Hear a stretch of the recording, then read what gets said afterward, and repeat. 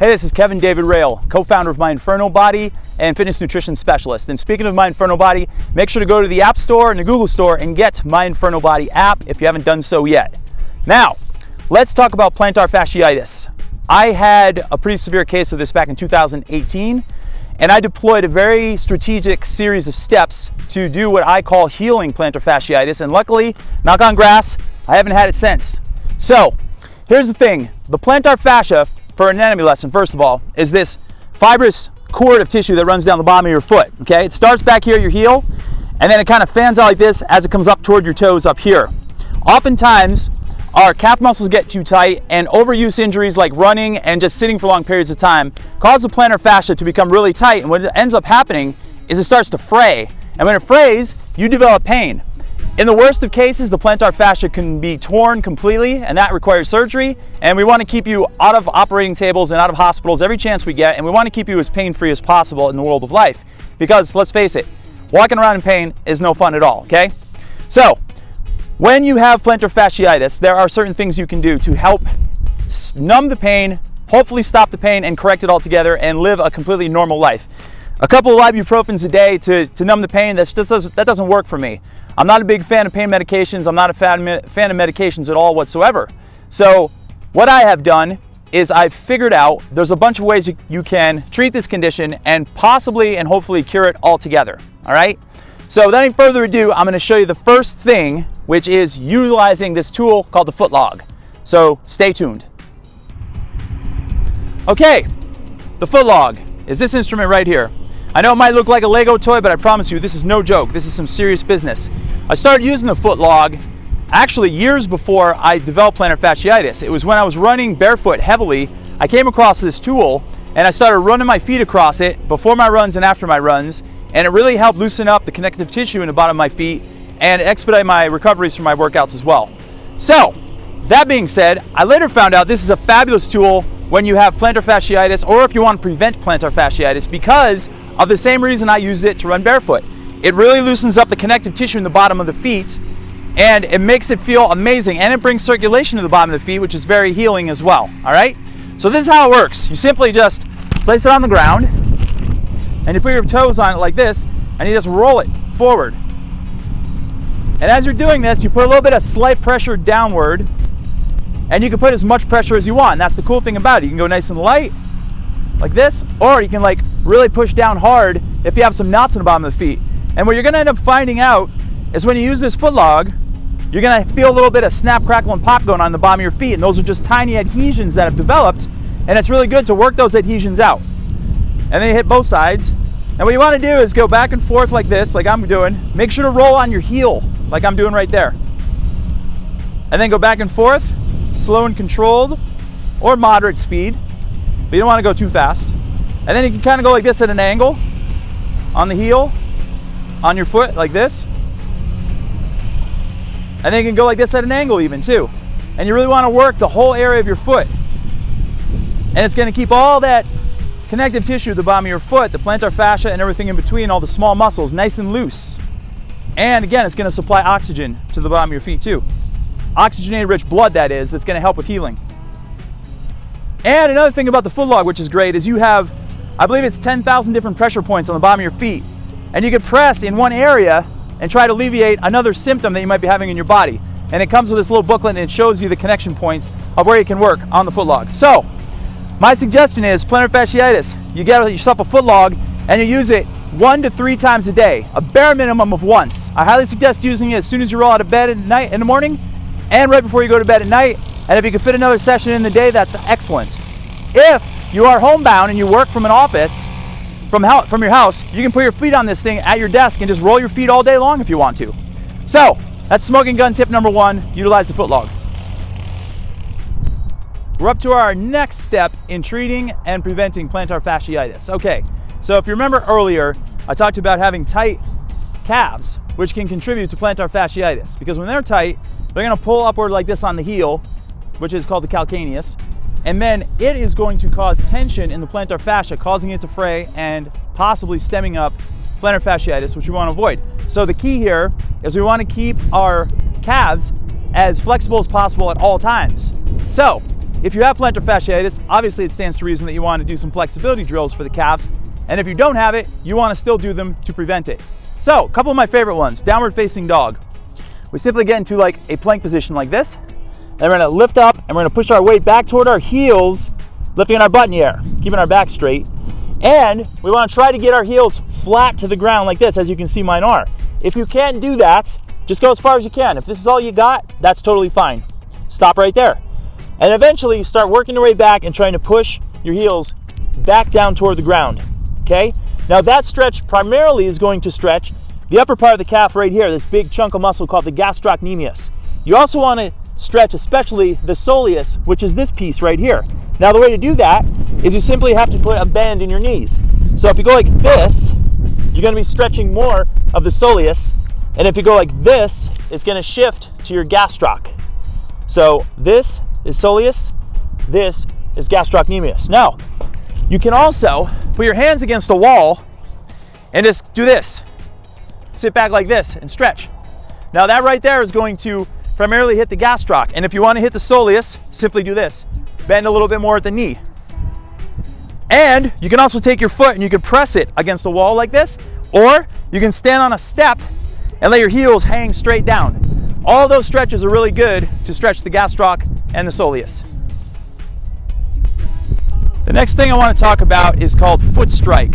So if you remember in the very beginning, I said when I first started using a foot log, it was because I was running barefoot and I found a tool that helped loosen up my connective tissue in the bottom of my feet.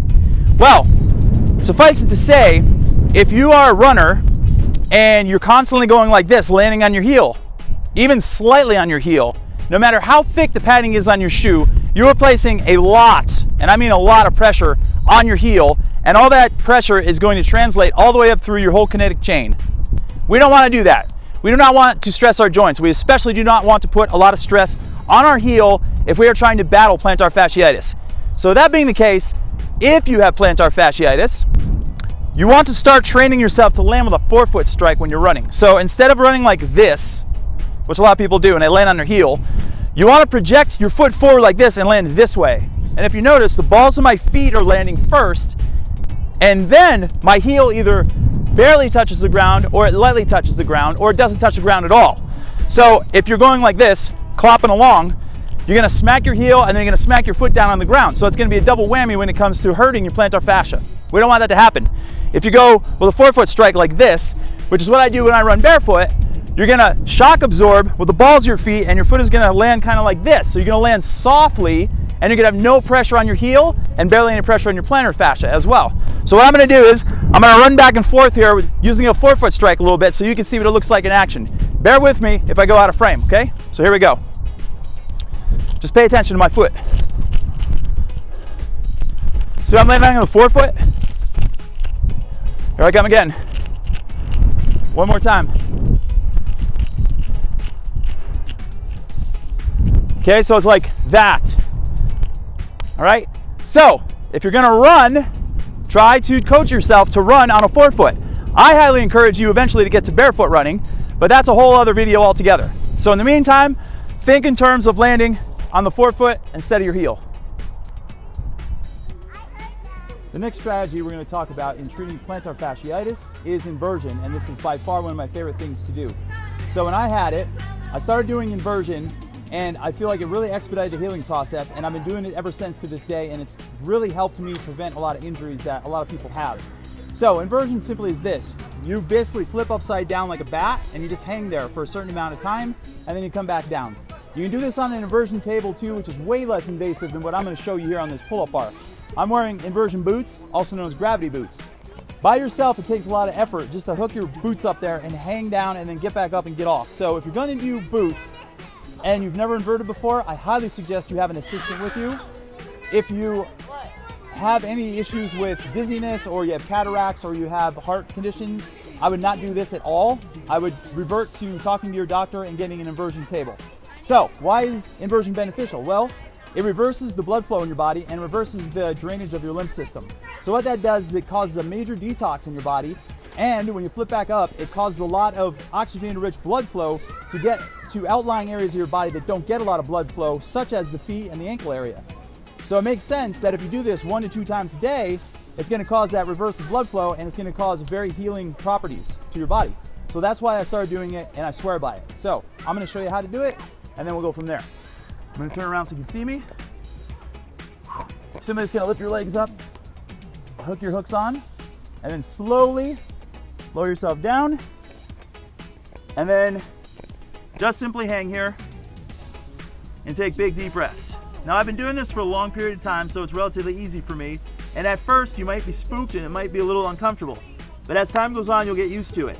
I would suggest doing inversion for about 30 seconds at a time in the beginning, and then work your way up to 1 minute, 2 minutes, and even 3. I could easily go 3 minutes here. And you could also do a little oscillation like this.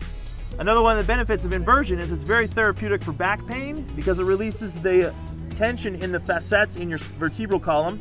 And it also helps to release tension in your lower back muscles as well. You can also do ab exercises from this position. There's a little bonus tip, but you're gonna get a huge ab workout. And it's just really fun. And then a lot of oxygenated blood goes to your brain, so it improves your brain function too. So there's a lot of benefits of inversion alone.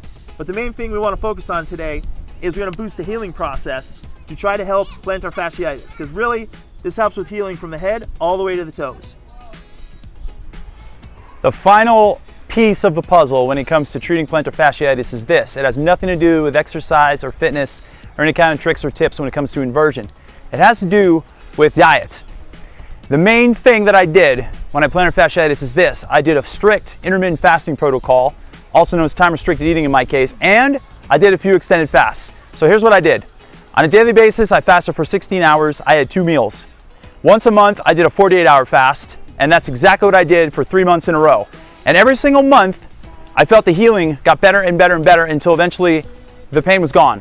So I implemented all those other things I did. I used the foot log, I ran with a forefoot strike, barefoot, I did inversion, I did stretches, and I did that fasting protocol right there. Why does fasting work? Because fasting really causes detoxification in the body, and it super expedites the healing process. And when you get to about 40 hours fasted, autophagy kicks in, where your body starts breaking down all of these dead rogue cells in your system for energy, because your body's not stupid. And then when you start the refeeding process, you get this massive stem cell dump. And if you're familiar with stem cells, they are the life force of the body, and those are what helps reverse the aging process. Those are what keep you healthy, and those are what expedite healing too. So it only makes sense that if you deploy a fasting strategy, you can promote faster healing. So if you do all those things I said, include the fasting as well, you're really gonna benefit too. All right, now here's a couple bonus things I wanna mention. Turmeric, ginger, black pepper together, all fresh. So fresh ginger root, fresh turmeric, and black pepper, ground black pepper. Put that combination into a smoothie or some kind of meal that you have every single day, and that really helps reduce inflammation, and it boosts the healing process as well. Not to mention, turmeric has an active ingredient in it an active compound in it called curcumin, which you might have heard of. That, with the black pepper actually helps release that to a higher degree in your system. So that's why I want you to add the black pepper to it. And it also is really good to help release this thing called brain-derived neurotrophic factor, which also happens when you expose yourself to the sun. That's going to be in a whole other video altogether. So those are the combination of things that you want to do when it comes to treating plantar fasciitis. And if you do have pain in your foot from plantar fasciitis, you can always get a frozen bag of vegetables and put them on the floor at night and just rest your foot on it. Or you can get a frozen can of vegetables or frozen can of juice or anything like that and put it on the floor and roll your foot on that as well, and it helps alleviate pain. Now be aware that that's only short term, okay? I focus on root cause, and I want to cure things altogether any chance I get. And I'm not going to say that I have the absolute holy grail and smoking gun to fix plantar fasciitis, but this has been my experience, and if you want to give it a shot, I highly welcome you to do so. In the meantime, let me know if you have any questions or comments. Have a great day. Good luck with your plantar fasciitis treatment, and my name is Kevin David Rail. Till next time.